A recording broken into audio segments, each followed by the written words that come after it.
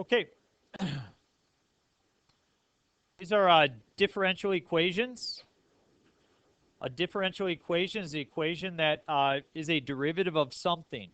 And some differential equations can be separable. And so this is an introduction to what we call separable equations, and we are going to start by finding what is referred to as the general solution. You've actually seen this problem earlier in this year in section 3.7. You had y prime was equal to negative x over y.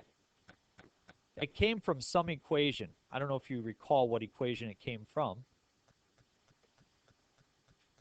It came from a circle. And so what we're going to do is we're going to show you how you can start with this and somehow come up with a circle equation. What I'm going to do is I'm going to gather my x terms together and my y terms together in this situation by doing it just by cross multiplying. And I will attach the negative to the x.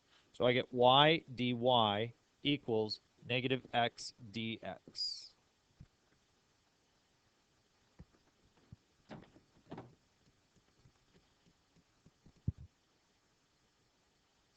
Now what I'm going to do is I'm going to get rid of the dy and the dx by using my integral. What is the integral of y dy? So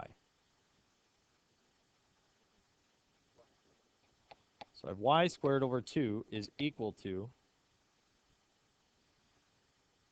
what is the integral of negative x dx?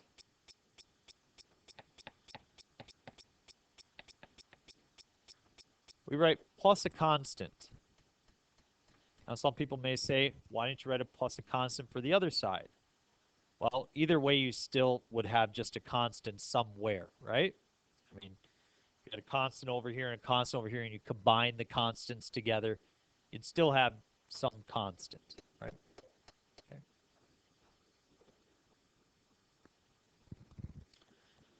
So, please don't write this down, but I'm going to show you how this is in fact a circle, okay? First of all, I'm going to multiply through by 2, and I get, as I multiply through by 2, I get y squared equals negative x squared plus 2 times a constant. As I add the x squared over, I get x squared plus y squared is equal to 2 times a constant. And so you can see that is the formula for a circle, correct? Where 2 times a constant takes the place of r squared. So when you solve these separable equations, you solve for y. So if I want to solve for y, I will multiply through by 2. I'll get y squared is equal to negative x squared plus 2 times a constant. And then I will square root both sides. I get y is equal to the square root of negative x squared plus 2 times a constant. Yep.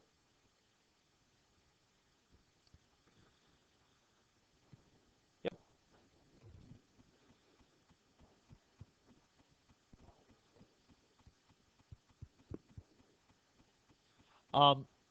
We won't put the plus minus only because then it wouldn't be a function. But if you wanted to express it so that it wasn't a function, then you could list it as a circle as I had before. And I don't know how the AP exam will always do it, but in general, the rule is solve for y. Okay, next one. Cross multiply again. E to the y. dy is equal to 2x dx.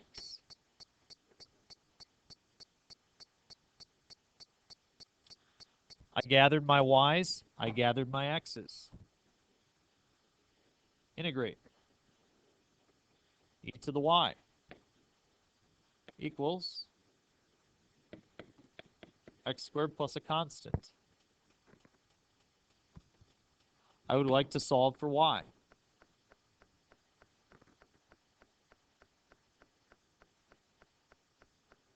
The natural logarithm of both sides will make the base of e go away.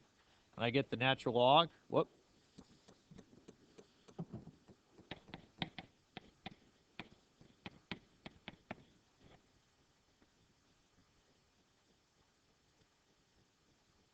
We don't know whether the value of c is positive or negative, so we'll use absolute value signs for natural logs. So we are not taking the natural log of a negative number.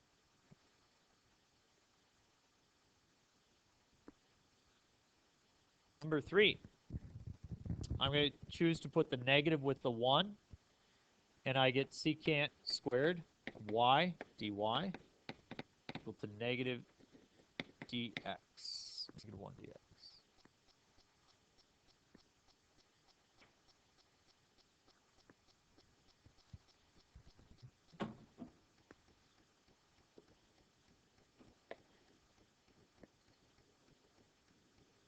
The antiderivative is secant squared,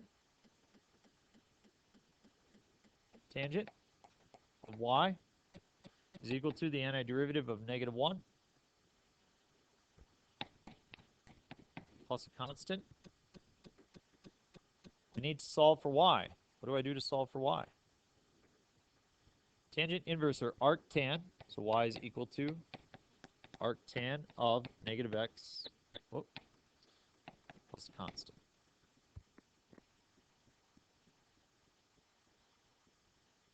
So far, so good.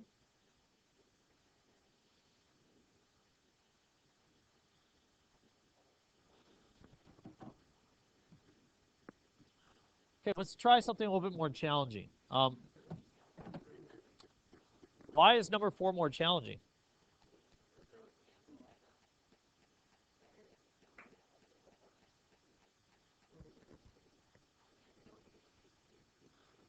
What if I just start by multiplying both sides by dx? What would I then do to get the y's on the other side?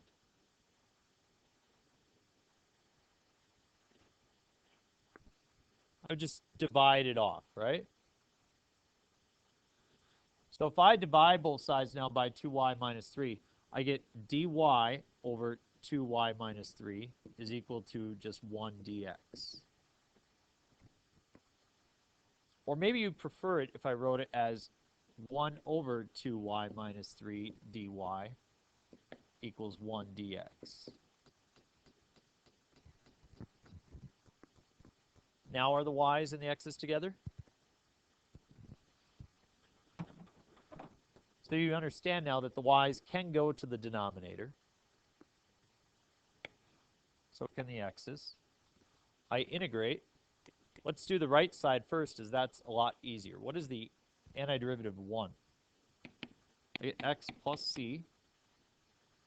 And what about 1 over 2y minus 3?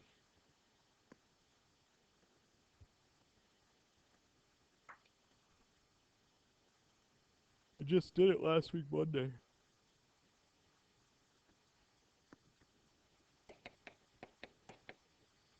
If u is 2y minus 3, then what is du? 2y dy. Do I have a 2y dy? No, not 2y dy, just 2 dy. Do I have a 2 dy or do I have a 1 dy? Thank you, Bordwick. Multiplied by half, I have 2 dy. So I got 1/2 du is equal to dy. So now I have 1/2 the integral du, and I have just 1 over u.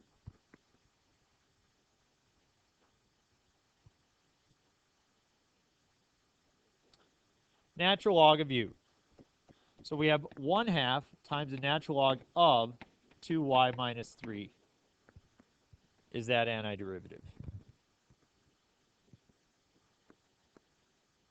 Now by looking back at the 1 over 2y minus 3, can you see that it has the form of natural log? Or the form of 1 over u? Okay. So what would I like to solve for? I'd like to solve for y. So therefore, how do I start by solving for y? Yep, so natural log of the absolute value of 2y minus 3 is equal to 2x plus 2 times a constant.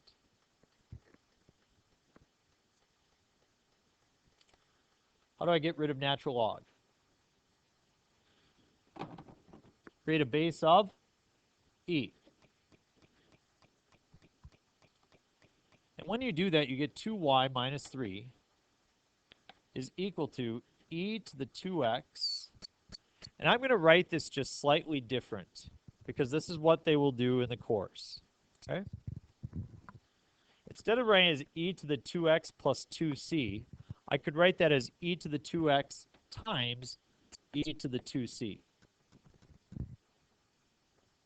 You agree? And isn't just e to the 2c just some constant? So you get some constant times e to the 2x. So that allows us to pull our constant out front now as a multiplier. Now we add 3 and we divide by 2, and we get y is equal to c times e to the 2x plus 3, all divided by 2.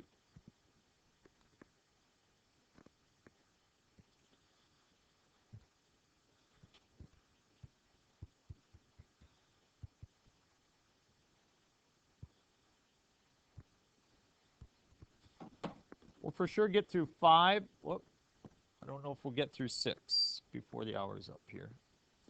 Okay. Number 5 looks pretty difficult, but I tried to give you a hint in the last problem of how we could separate that. Right now, if you multiply both sides by dx, you'd have dy is equal to e to the x minus y dx. I got to find a way to get rid of that y. Sure, e to the x times e to the negative y, or e to the x over e to the y.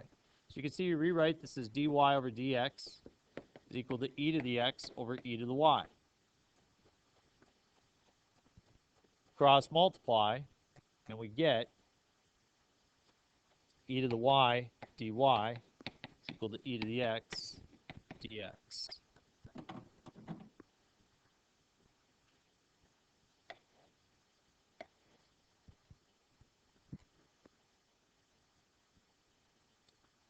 And I integrate e to the y.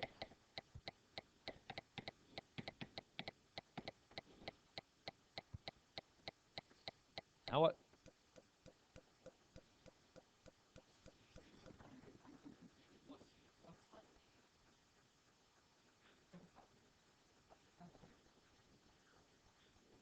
What do I do to get rid of the e?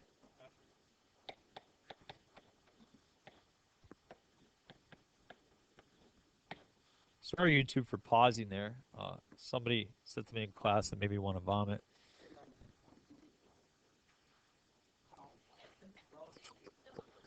A lot of voodoo math coming up.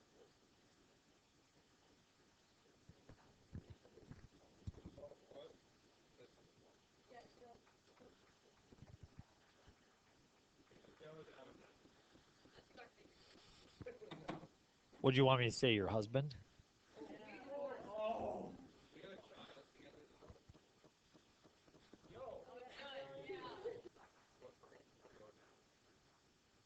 Yeah, there you go. All right, so how do you want to start the next one?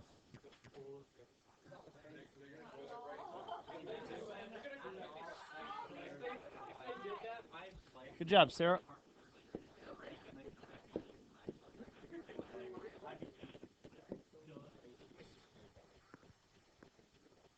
I like that. So if I divide both sides by the y, and I multiply both sides by the dx, I'll get 1 over y dy equals 2x plus x squared dx.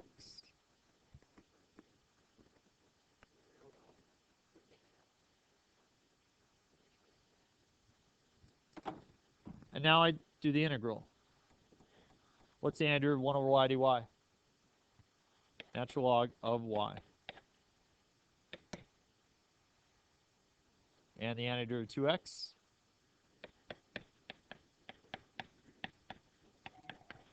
Go get some brain food. Come on back.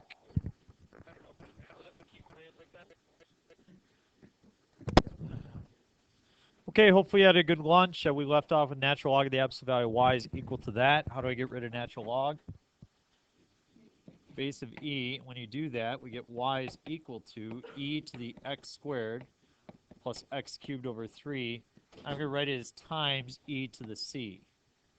And so e to the c is just some constant, so we get y is equal to c e to the x squared plus x cubed over 3.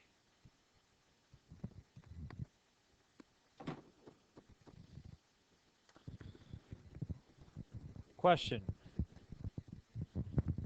question?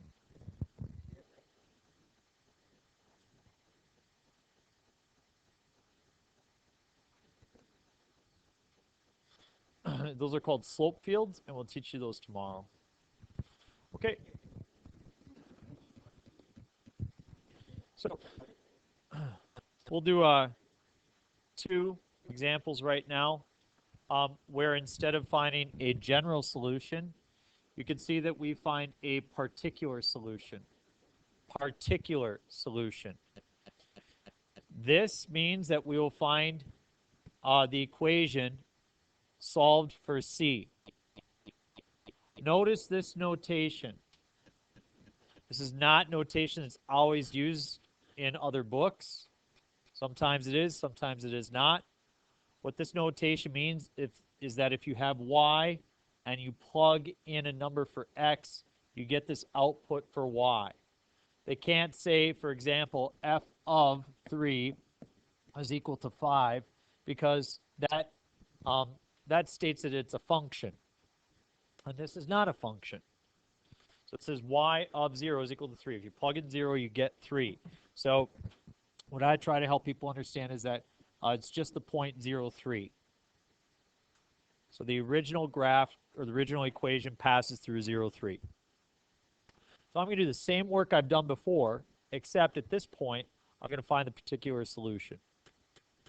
So I'm going to attach a negative to the x, and I'm going to cross multiply. I have y dy is equal to negative x dx.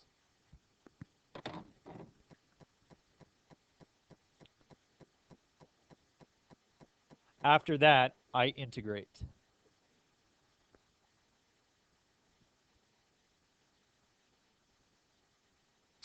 What do I get on the left side?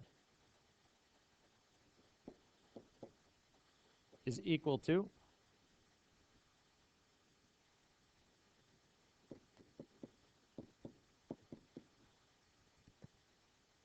at this point, we will solve for C.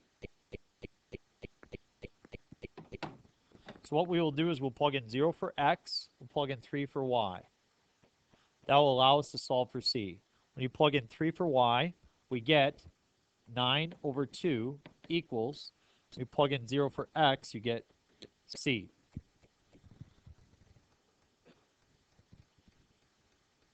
Everybody okay with that basic step? So we've now decided that the constant that we came up with is in fact 9/2. So I have y squared over 2 equals negative x squared over 2 plus 9/2. There are a number of different ways you can write this. How I'm going to choose to write this is I'm going to multiply through by 2, and I get y squared equals x squared plus 9, negative x squared plus 9. And I'm going to add the x squared over to get x squared plus y squared is equal to 9. Generally speaking, you'll be solving for y in these situations. This is not solved for y. I recognized it was a circle. I put it in this form. I can't tell you explicitly what is done all the time in the AP exam, but I do know that the next 3 problems, only one of which we will do today, are problems from previous AP exams. Yes. This part right here. So I used my initial condition, which was that given an x value of 0, y is 3. So I plugged in 3 there and 0 there. That became 9/2, and this became 0 plus c. Is everybody okay with that? Now, I told you that this was a circle in its original form, correct? What is the center of that circle? 0, 0. What is the radius of that circle? And if you notice, what point does it pass through? Does that connect for you? Okay. All right. So let's try something that's slightly more challenging, and we'll end on this note for today, okay? I need to separate my x and y values. So I'm going to multiply this side by dx, and I get dy is equal to negative xy dx over the natural log of y. How about I multiply both sides by the natural log of y, and divide both sides by y. Would that get rid of it for me? So if I multiply both sides by the natural log of y and divide by y, then I come up with that piece.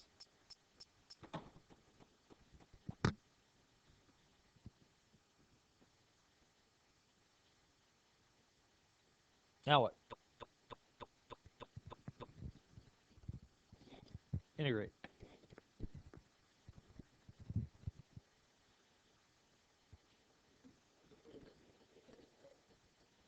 What were you going to say? Oh, y's cancel. Okay.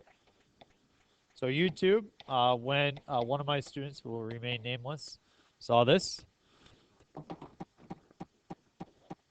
just decided to do that. Some of my students also believe that if you have the sign of x over n, just cancel out the n's and you get 6. So that's where we're at, folks. So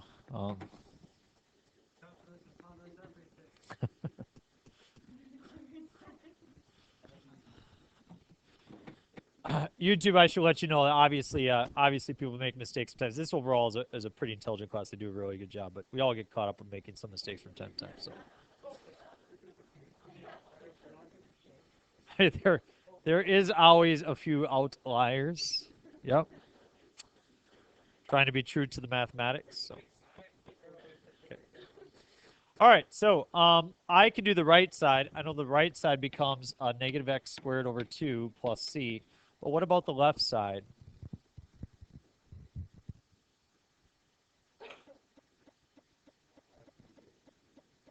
Okay, what is u, Caleb? Natural log of y. So then du is 1 over y dy. I do have a 1 over y dy, don't I? So, yeah, perfect. Thank you. So I have the integral of u du, which is u squared over 2.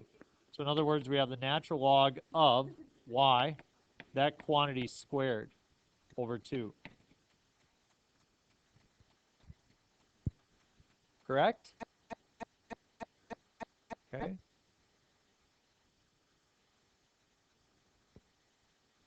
Now, I will admit that I've not done the level of preparation that I should for this type of lesson or unit. I haven't looked at enough problems, but I'm going to solve for this, and hopefully I won't confuse you along the way, but I'm going to kind of break apart one of my little rules that I gave you before. Right now, all I'm going to do here is I'm just going to I'm going to solve for C first, okay? So as soon as C pops up, I'm going to solve for it. And what is our initial condition? Yeah, so we have 0 e squared. So that means if I plug in 0 for x, which would give me c on that side, correct? If I plug in 0 for x, I would get just c on this side. If I plug in e squared, I get the natural log of e squared. What's the natural log of e squared? 2 squared. Divided by 2? 2.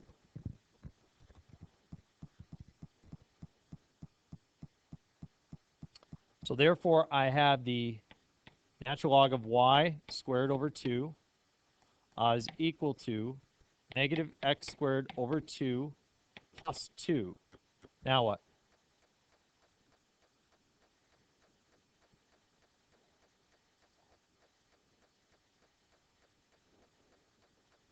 Multiply through by 2, and I get the natural log of y, that quantity squared, is equal to negative x squared plus 4.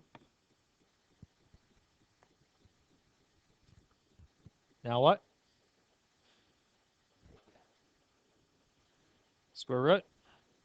Natural log of y is equal to the square root of negative x squared plus 4.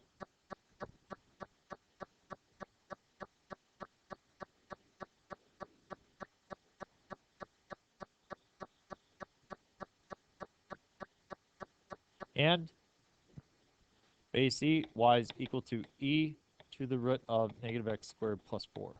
That's the particular solution.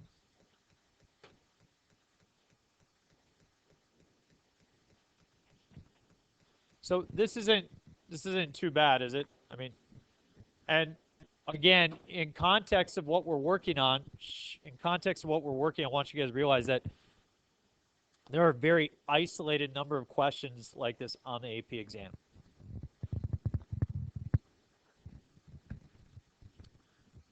Yep, and so what we'll see tomorrow is we will finish off 9 and 10, and then we'll move into what we call slope fields, which are easy ways, very easy ways to get points on the AP exam, I promise you. Looks confusing, super easy. And after you see the slope field one, then we will get right to this part right here, which is AP free response section number 4. We do have one more section I'd like to cover after that. We are running out of time, so we'll try to get through what we can. Might have to shorten some stuff up. So, okay. All right. Have a great day.